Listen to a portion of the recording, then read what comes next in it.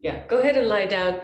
If I am expecting a new person, but if they show up, then we can, then we'll just incorporate them in the next post. So go ahead and have your bolster blanket.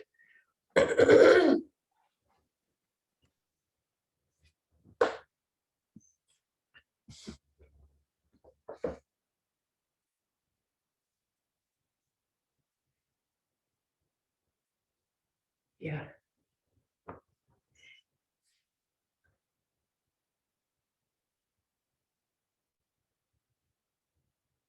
Aaron, your camera needs to be angled down slightly. Okay, that's good.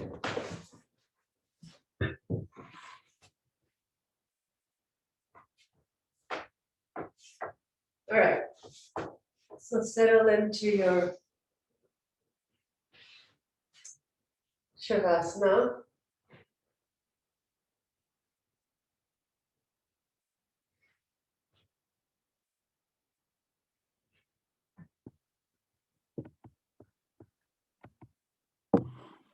So have your bolstered blanket and settle into Shavasana. Everybody have your legs bent for a bit. Feet wide and knees touching.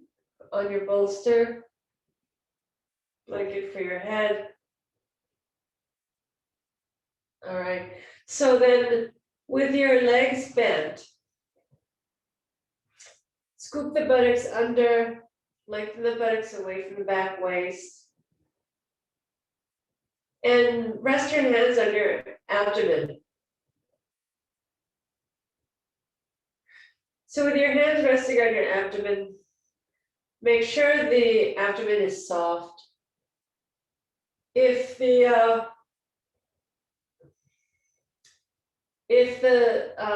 bolster is pushed into your sacrum, then the abdomen will harden. And so see that the buttocks are lengthening away from your bolster and that the abdomen is very soft. And then also observe the angle of the diaphragm. So you should understand and feel what this bolster is doing for you right now. If the bolster is too high or too hard, then it will harden your diaphragm, harden your abdomen, in which case you might want to put a blanket under your buttocks, all right? But if your bolster is relatively flat, if it's kind of an older bolster and it's sort of flattened out, then it should be fine. So in any case, the abdomen, the diaphragm is angled, do you see? So when you're flat on your back, the diaphragm is more sort of perpendicular to the floor, but here the diaphragm is more angled. And so the purpose of the bolster is to give space and freedom for the diaphragm to move. Okay, now with that awareness, you can release your hands to your sides and then extend your legs one at a time, making sure that the feet are at the center of your mat, and then release your little toes down and settle into Shavasana.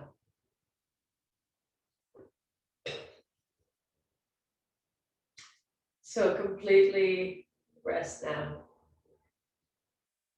Don't do anything special. Once you've arranged yourself, once you've employed the prop the way it's intended,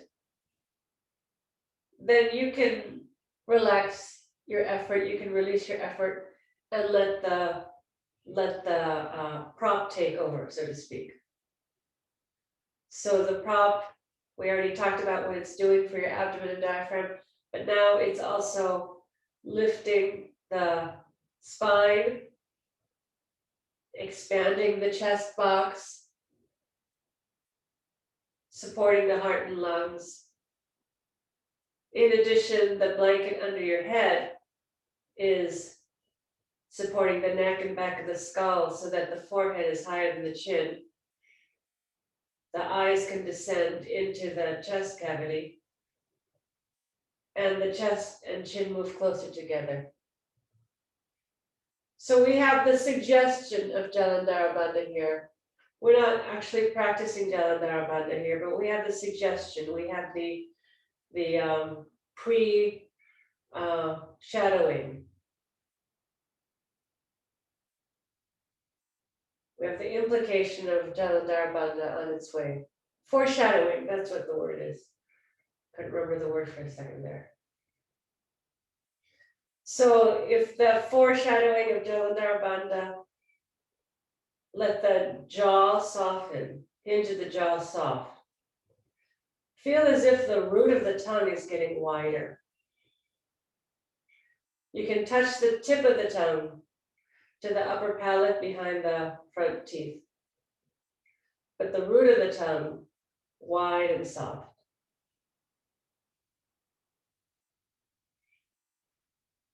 Have a feeling of the hinge of the jaw moving toward the ears. And now just observe the movement of the air in the nostrils, just in the nostrils. Let the breath be really soft. Don't try to do anything special with the breath right now. Notice that the air coming in is a little bit cool, and the air coming out is warm. So just observe that flow of the inhale and exhale. Cooler on the inhale, warmer on the exhale. And only pay attention to your nose right now. Let everything else just settle and rest, and just pay attention to your nose. Cool through the inhales, warm through the exhales. And let the breath be so soft that you don't feel it disturbing the carpets of your nostrils at all. That it's a very subtle breath, not a harsh breath at all.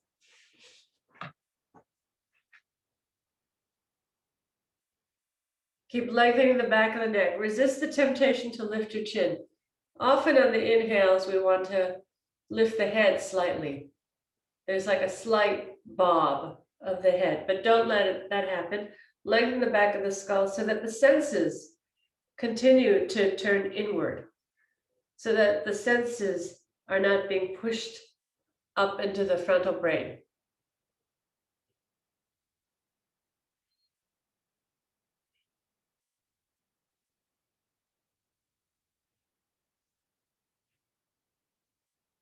Now add in the awareness of the abdomen rising and falling.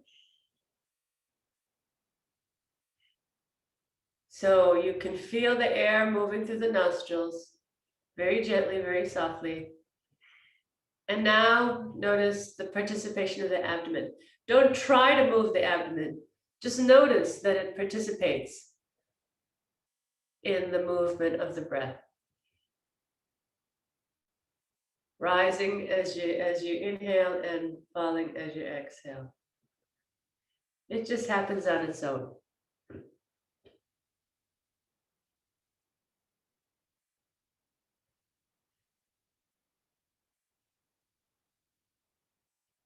Now allow the breath, invite the breath to become just a little bit slower and softer. Still cool through the inhales, warm through the exhales. And allow the breath to now move into the lower ribs. So as the breath gets a little slower and softer, you'll feel the abdomen rising and even the lower ribs expanding. And then as you exhale, you'll feel the warm air through the nostrils and the ribs slightly shrinking, lower ribs slightly shrinking, and the abdomen deflating as you exhale. So go with that awareness for the next minute or so.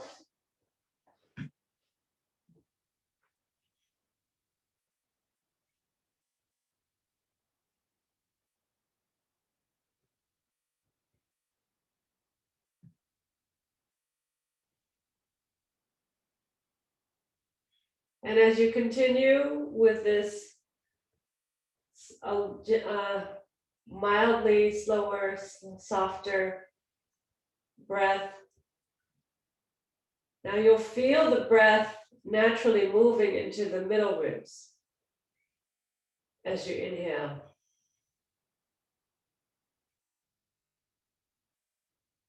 Don't try to pump the breath into the rib cage. Just notice that as the breath becomes a little slower, a little softer, the middle ribs also participate.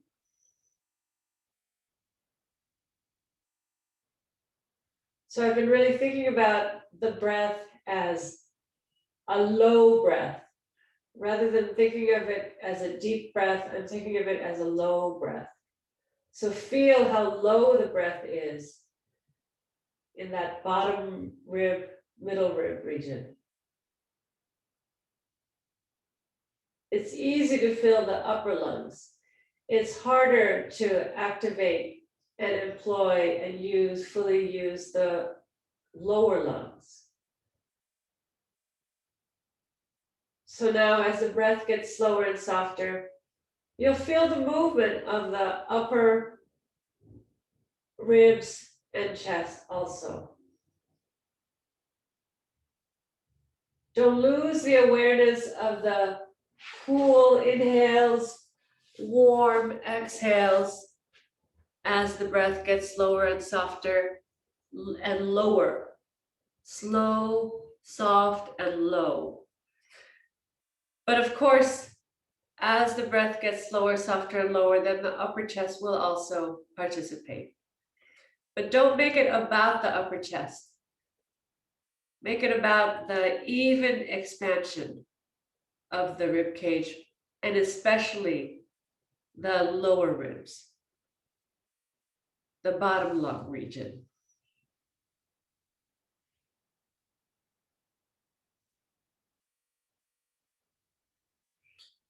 Now, you might notice, and it happens effortlessly, don't try to make it happen. You might notice that as you inhale, there's a slight sibilant S sound as you inhale with that cool air. And the exhales, aspirant and H sound, H sound. So sibilant on the inhales, aspirant on the exhales, S on the inhales, H on the exhales. But it happens effortlessly. Don't try to make it happen. Just observe that it's starting to happen.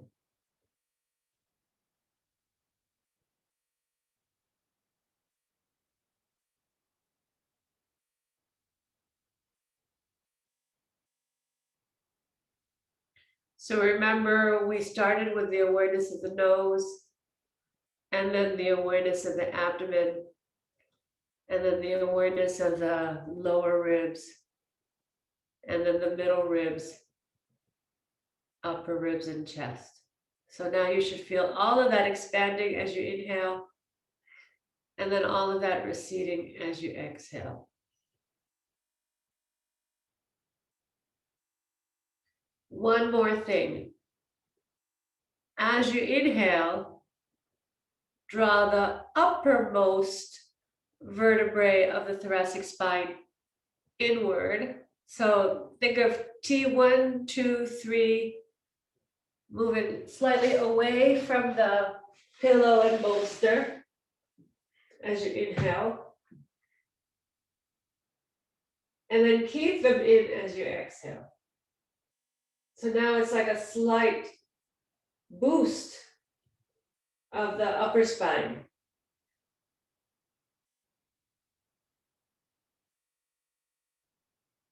Takes a little bit of effort and a lot of awareness to do that. Don't make it hard. Don't make it a gripping, but have that little lift because the spine tends to drop. Even when we're supported, the spine tends to drop.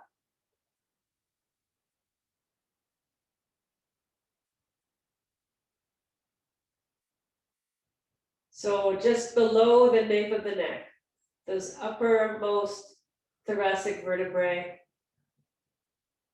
have them pull slightly in and up as you inhale, and then keep them in that position as you exhale. See that the exhales are still complete. Just because you're lifting those top vertebrae, don't shortchange your exhales.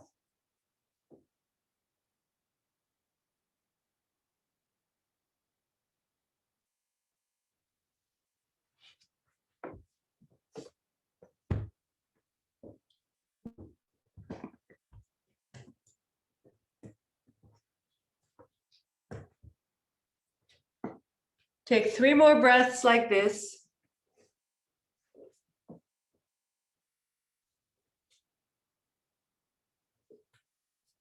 And then just return to your resting breath.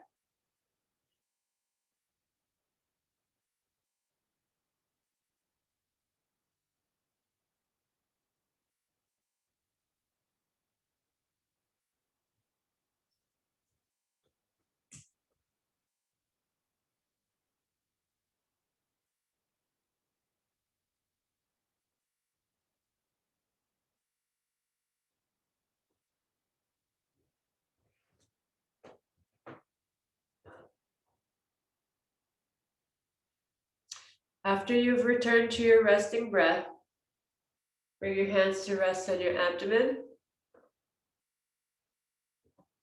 And bend your legs one at a time.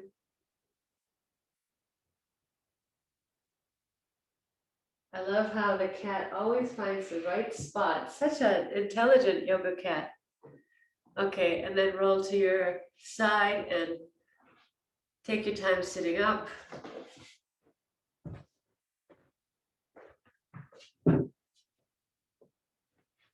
Okay. So let's sit. Bring your left leg in first and then your right leg. I'm not mirroring you. Left leg, then right leg, it's Hastikasana. Support your legs.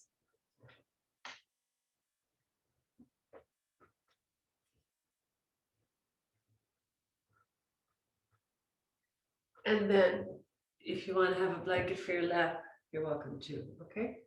Now, last week we started doing some digital, and so we're going to continue with that, okay? We're going to continue with Anuloma Pranayama, and so let's alternate hands, okay? It's not classical, but the Iyengar started teaching alternating hands some time ago as a way of being more balanced. You know, sometimes when we're so one-sided, then the body tends to turn, the head tends to turn, and we encourage asymmetry. So it's important also, I think, to kind of get the non-dominant hand to be just as sensitive as the dominant hand, you know?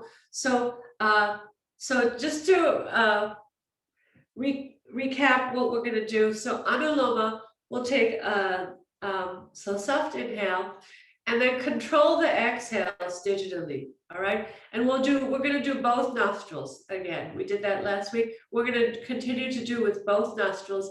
And so let's make a fist with both hands. Okay, and then release the 4th and 5th finger of both hands. Okay, and then release the thumb, and then have the 4th and 5th finger and the thumbs meeting each other at the tips. All right, and then have a long wrist, maybe slightly rounded, not flexed this way nor flexed this way, but slightly rounded wrist so that I'm not holding, you're not holding it harshly. Yeah. And then rest the hands on the blanket, palms up. All right. So this just takes, this mudra takes practice. It's not a simple mudra and doesn't necessarily come naturally. Make sure that the fingernails are meeting.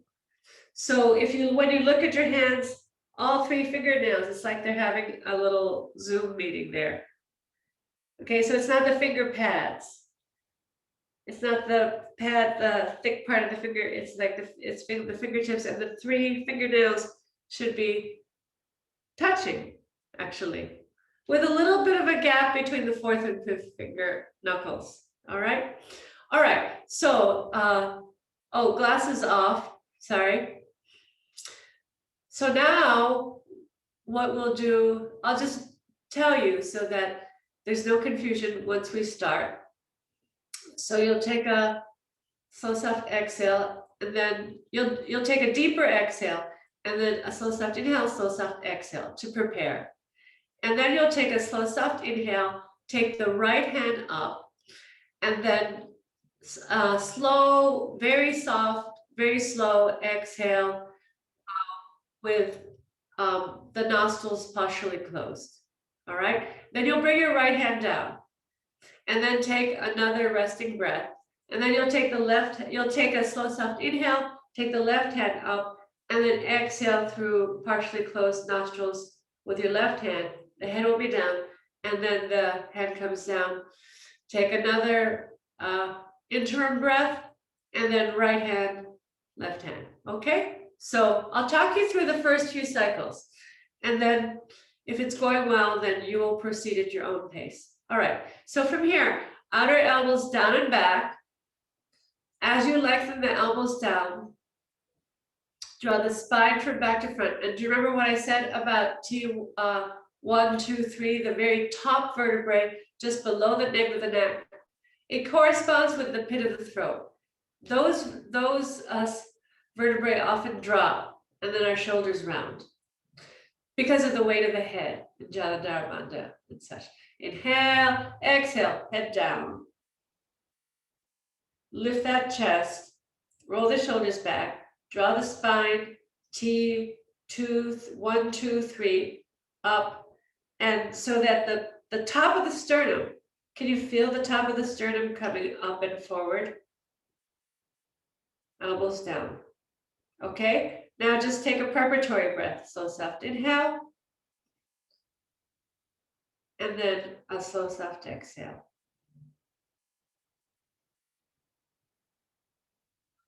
I just have my glasses on so I can watch you. And then a slow, soft inhale. Bring your right hand up. Adjust your fingers just above the flare of the nostrils. And then slow, soft, mediated exhale through partially closed nostrils. You can determine head down, Alice. You can determine how much you're going to close. It should not be so tight that you can't feel any air. And then resting breath. Inhaling and exhaling. And then a slow, soft inhale. Left hand comes up. So now the relationship is different, right, with the nose, because it's your left hand. And then slow, soft exhale. Bring your elbow a little bit down, UVC. Yeah, like that. Good. And then bring your hand down when you're done. Take a resting breath. And then slow, soft inhale. At the top of the inhale, right hand comes up. Partially closed nostrils. Slow, soft, mediated. Exhale through partially closed nostrils. You can also feel, oh, the right side is flowing more than the other side. You can adjust with your hands. That's the beauty of Pranayam Mudra. And then cleansing breath. And then inhaling, the left hand comes up. And then exhaling through the partially closed nostrils. Make sure you don't turn your head, Nazanin. Keep your head centered. You can open your eyes for just a second to make sure that the chin is in line with the chest. Okay, 2 more cycles on your own. Right, left, okay? Right, left, with resting breaths in between. See that see that the knuckles are moving toward the face and not up toward the ceiling. The knuckles have to angle slightly in toward the face. Otherwise, you're going to be on your finger pads instead of your fingertips.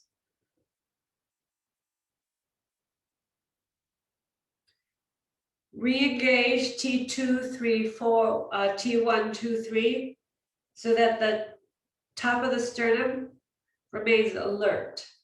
So like a light, like what if you had a light bulb at the top of the sternum? That needs to stay lit. Don't let that drop.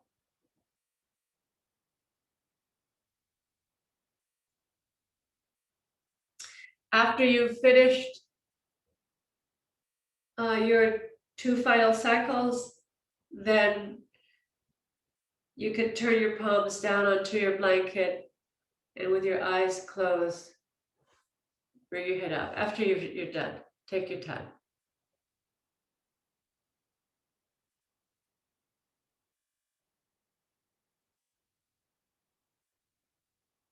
When you're finished, keep that alertness of the spine. Soft throat.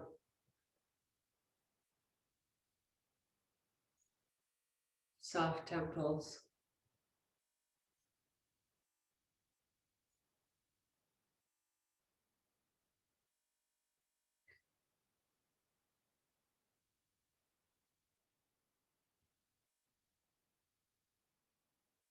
Finish this cycle.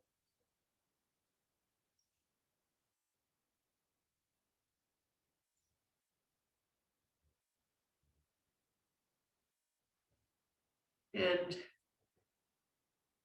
balance your head at the top of the spine.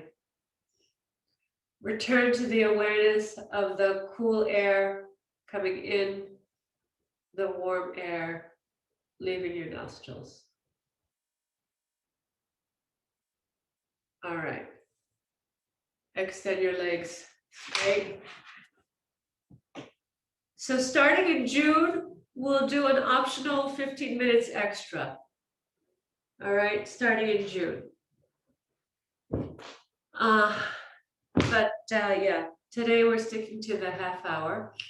And so go ahead and lie down for your final Shavasana. Okay, so that's Anuloma. Anuloma Pranayama, stage 1A.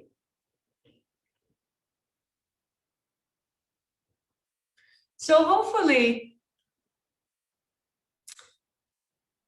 that work of manipulating the nostrils gave you some more awareness of how the breath is moving. It's normal for the nostrils to kind of alternate on their own. Like if you really pay attention, you'll notice that during the day, when you're awake, I mean, it happens at night too, but you'll notice it, of course, when you're awake, that one nostril seems to be open, the other one less open, but then a few minutes later, 10, 15, 20 minutes later, you might notice that it's the opposite. So that's normal. And so when we're doing the digital pranayama, then we're kind of enhancing, manipulating, and moderating that tendency. And then so what I was talking about while you were in it is that with your fingertips, you can slightly open or close the nasal cavity, the nasal passage on either side. Like if you feel the right side is open, but the left side is not, you can slightly manipulate with your fingers to make it more even. So that's the beauty of the digital pranayama. There's a lot you can do with it. And this is just the beginning. So now just completely rest, let the effect of the pranayama settle in.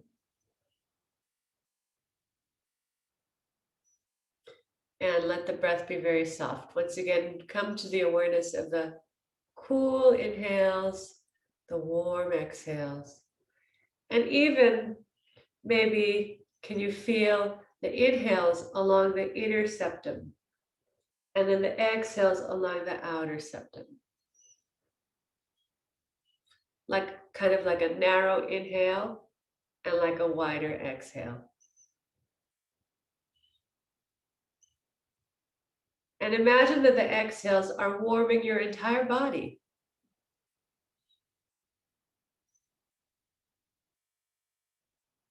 You can even add the awareness of the diaphragms that we've talked about in past weeks. I'll leave that up to you. And our meeting time is officially over. You can stay as long as you wish in Shavasana, and hope you have a wonderful day. Take good care, everybody.